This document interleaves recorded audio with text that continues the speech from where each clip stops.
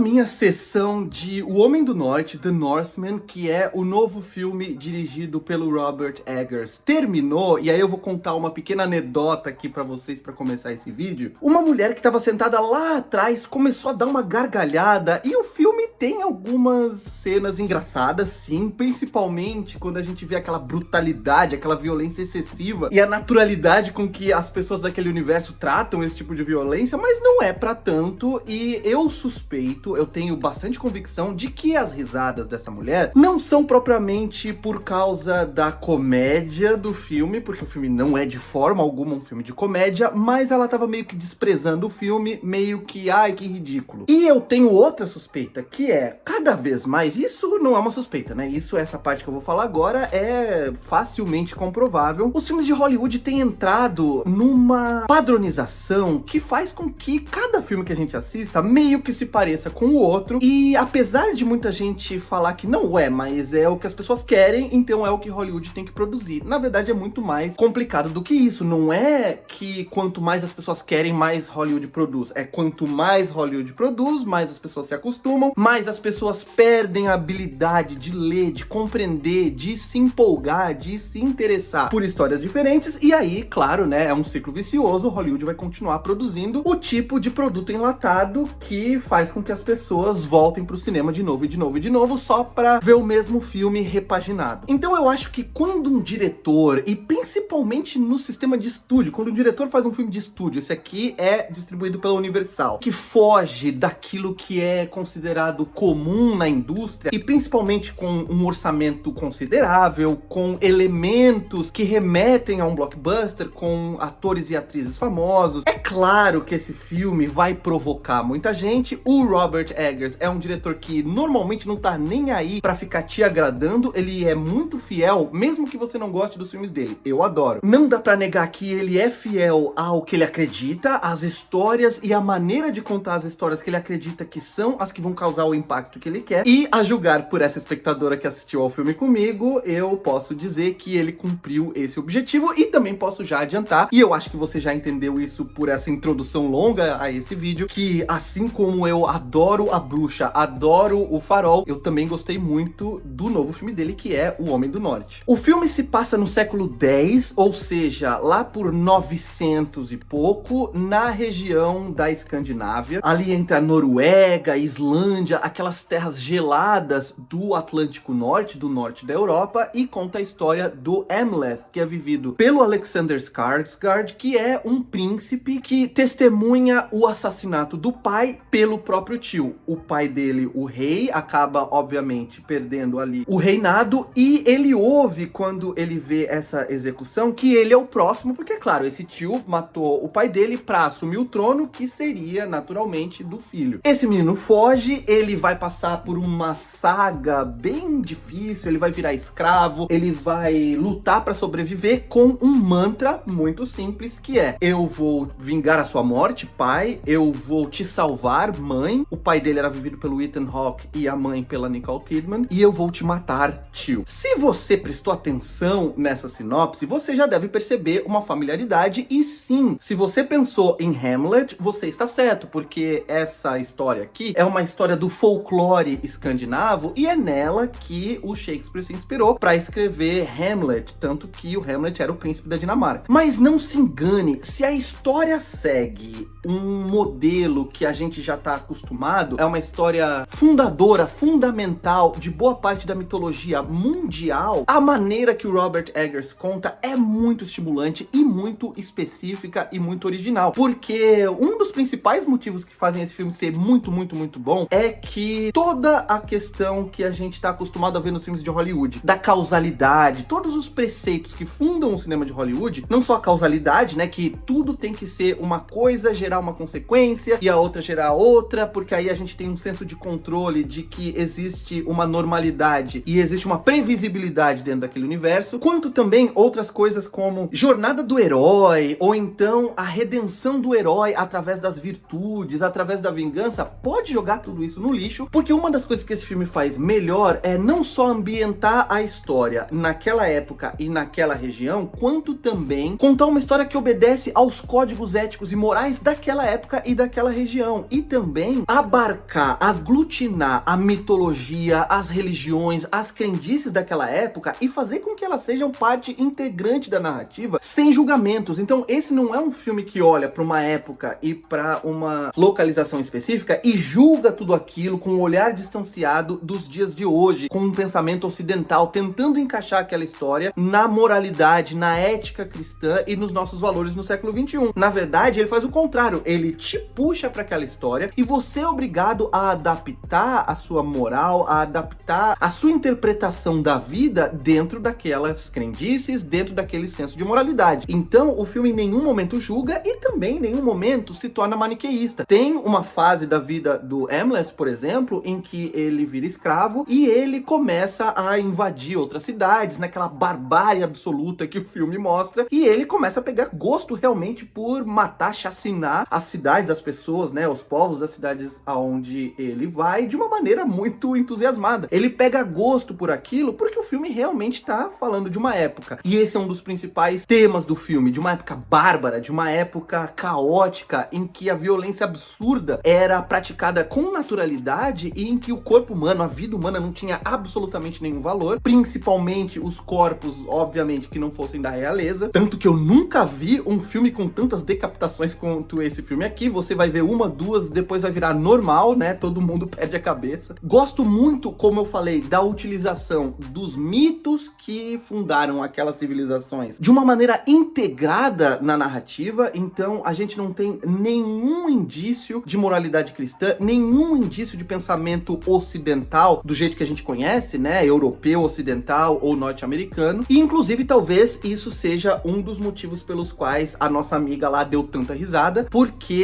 esse filme dá ao Robert Eggers a oportunidade de criar, inclusive visualmente, esteticamente, algumas cenas de misticismo, algumas cenas que são esquisitas para nós, espectadores, em 2021, dessa sociedade capitalista, pós-moderna em que a gente vive, mas que se você tá interessado em mergulhar numa nova cultura, é isso que você tá buscando, ou pelo menos é isso que você deveria estar buscando. É óbvio que o filme é impecável, maravilhoso do ponto de vista estético, assim como A Bruxa e principalmente O Farol, que inclusive também eram filmes que de nenhuma maneira tentavam agradar o espectador. Eu lembro que quando o bode lá da bruxa começa a falar, que é assim um momento bastante apavorante da história, o espectador que não gosta muito de se envolver com o filme, que fica meio de fora, meio querendo se achar superior, dando risadinha, achando ridículo, também riu na sessão onde eu estava. Tem várias questões em O Farol que também distanciam o espectador, porque ele não é um filme fácil de assimilar, mas esse distanciamento faz com que muita gente ache que não gostou do filme, mas passa dias falando sobre elementos que viram no filme, ou seja, não percebem o impacto que o filme teve, ele só não teve o impacto que a pessoa gostaria de se sentir entretida. Esse filme aqui também é esteticamente belo, como aqueles outros dois do Robert Eggers. O filme trabalha com cores que são tonalidades de cinza, de azul, dentro daquela imensidão nevada, natural, né? Aquelas montanhas, aqueles pastos, aquela região inóspita do planeta, ainda mais naquela época. E uma decisão muito interessante é o contraste que o filme faz com o fogo, que quebra essa padronização tonal em tons de cinza, sempre muito vermelho, sempre muito amarelo, laranja. E essa contradição, esse contraste é lindíssimo. O filme tem paisagens maravilhosas que são usadas muito bem. E é claro que o elenco é um elenco formidável. A Anya Taylor-Joy, que é inclusive uma das musas, né? Uma das atrizes favoritas do Robert Eggers, tá muito bem no papel de uma moça que vai tentar ou que vai quase conseguir mudar a percepção pessimista, rancorosa que o protagonista tem da vida. Tem uma participação da Bjork, depois de mais de 20 anos, depois de Dançando no Escuro, que é assim a cara da Bjork e que é uma participação que justifica a presença dela no filme, sem falar, né, dos outros atores que eu já falei. William Dafoe, que também tava lá no Farol e que é também, ele também tem uma participação pequena, mas que é a cara do William Dafoe e que é divertida ao mesmo tempo que é absolutamente chocante também em determinado momento. Vocês vão entender do que eu tô falando. O Alexander Skarsgård vive quase um deus nórdico, né? Ele deve ter malhado e deve ter tomado tanta bomba que é inacreditável. Parece que cada músculo dele é uma montanha mesmo. Parece que cada músculo tem vida própria, de tão imenso que ele tá, e ele consegue fazer algo que é difícil, que é carregar um filme nas costas como protagonista, não sendo um protagonista que é herói em nenhum momento. Ele não tem aquela coisa de fazer você se identificar com ele, com os dramas dele. Não, ele é um cara sisudo, ele é um cara duro, amargurado, e ele fica assim o tempo todo, mas ele consegue fazer com que a gente entenda essa posição, esse olhar que ele tem pra vida diante de tudo aquilo que ele passa. É um filme que eu gostei bastante, quero muito que vocês assistam e venham aqui dizer se concordam ou discordam dos pontos que eu apresentei nesse vídeo, gostaram ou não gostaram do filme, e claro, se inscrevam no canal, curtam esse vídeo, eu convido vocês também, se vocês quiserem, a participar do meu grupo no Telegram e também a me seguirem lá no Instagram. Por hoje eu vou ficando por aqui, um abraço, tchau!